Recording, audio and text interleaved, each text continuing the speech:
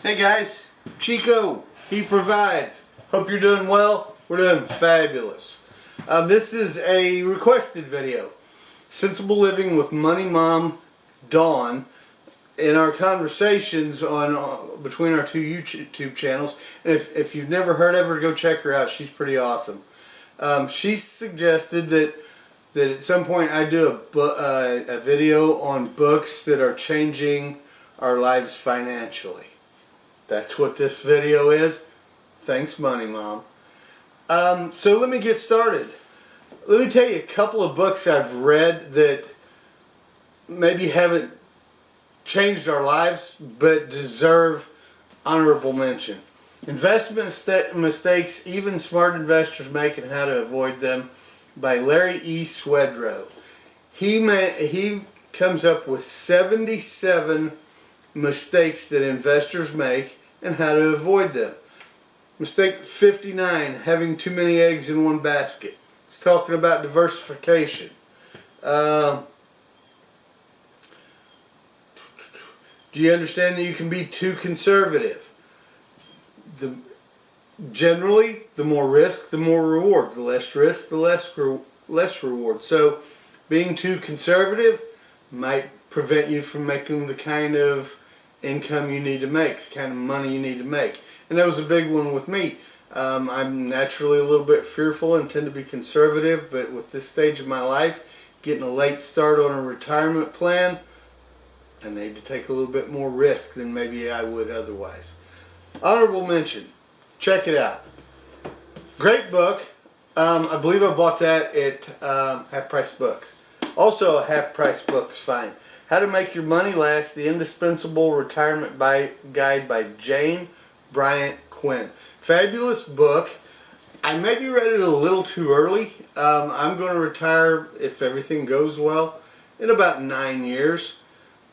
This has excellent information about Medicaid, Medicare, about Social Security, about how to draw money from your retirement plans. Fabulous book, but what I really need to do about 5 years down the road, I need to read it again, and I'll have it. So it's a great book if you're near retirement or if you're starting to plan your retirement. This is one you'll want to pick up and read.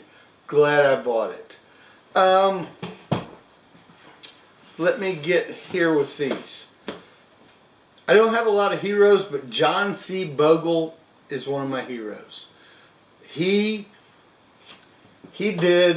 man should have had a cape. I was sad on his recent passing.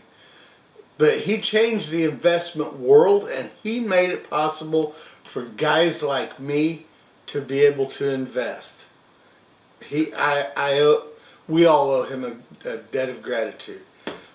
He didn't write this book, but this book is written by people who really admire him and what he's done and what he's made possible. It's by Mel Lindauer, Taylor Larimore, and Michael LeBoeuf. I'm not sure how to pronounce it, and I apologize. The Boglehead's Guide to Investing, second edition. Got the first edition at the library, read it, wanted the updated version, bought it online, eBay. Great book, lots and lots of information. But here's the thing. I just recently, a week or so ago, finished this book. Unshakable, Your Guide to Financial Freedom, Creating Peace of Mind in a World of Volatility by Tony Robbins. I've heard of Tony Robbins for years, and I've watched a couple of videos with him in them, but I've never read any of his books. Read this one, great book, made a huge impact on my life, but this book says almost basically the same thing as this book. But this book says it in language that I can understand. He gives illustrations and parables, if you will, that makes sense to me. While I recommend this book, I think this is a better stepping stone for me. I highly recommend this, and you should probably read this, but this is an eye-opener. Makes a huge talks about expenses, and it talks about the fees that brokers charge, and makes a lot of good common sense advice. Buy it, get it, great book. This one's worth reading as well. Now, Taylor Larimore, who was one of the authors of this book, wrote this book. I rarely ever buy new books. I bought 2 recently. I bought one, I gave $1 for it at Dollar Tree. So, but this one I bought new. I bought it on eBay, paid like 19 bucks for it. And I bought it new because I couldn't find it used anywhere else because it's so new. But this book, in a nutshell, as we've gone on this investment journey, getting our retirement set up, investing money, as we've moved from getting out of debt and setting up a budget with Dave Ramsey, we've moved into how to invest and how to retire. But this book, there's a lot to learn, This book basically tells us how we can get started and be very diversified with 3 funds. There's a Vanguard Total Stock Market Index Fund, 3,500 U.S. company stocks at extremely low cost. There's a Total Bond Market Index Fund, 8,000 very diversified high quality U.S. bonds. And it's also very inexpensive. And then the Vanguard Total International Stock Index Fund, 6,000 international stocks. I can buy 3 funds and be fairly diversified, very diversified. I realize no real estate, no coal, no oil, no precious metals like that. I tend to invest in precious metals on my own that I can buy and hold, but that's another story. So we're getting ready to open up an IRA for my wife, and we're going to open it up. We're going to use the 3 funds, and we're going to be fairly confident that we've made a good choice, and we'll learn as we progress on, as we continue to do more studying online, as we read more books, and as we go through the acts of doing, reading our statements, watching what's going on. We'll learn more, but I feel very confident that this is an excellent place to start. Book has changed my life, taken a lot of stress off of me, given me confidence in the ability to invest. Check it out. A couple other books. Real quick, I bought The Richest Man in Babylon. I think everybody should read it.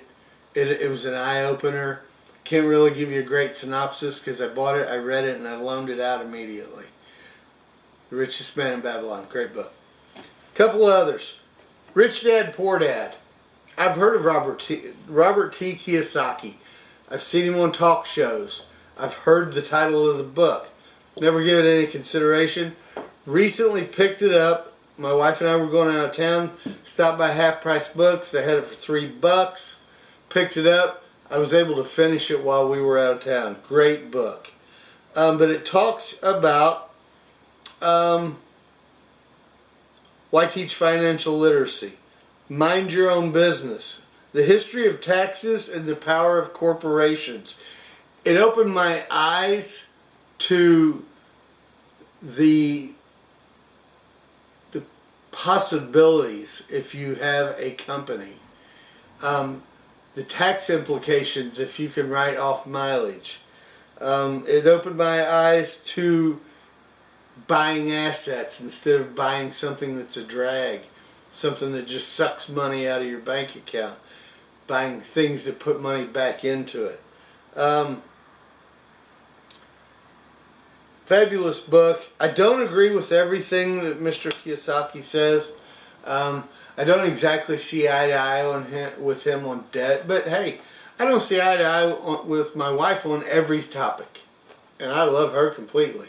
So the fact that I don't agree with everything he says is not a detriment. Buy this book, read it. It's an eye opener. I thought it was fantastic.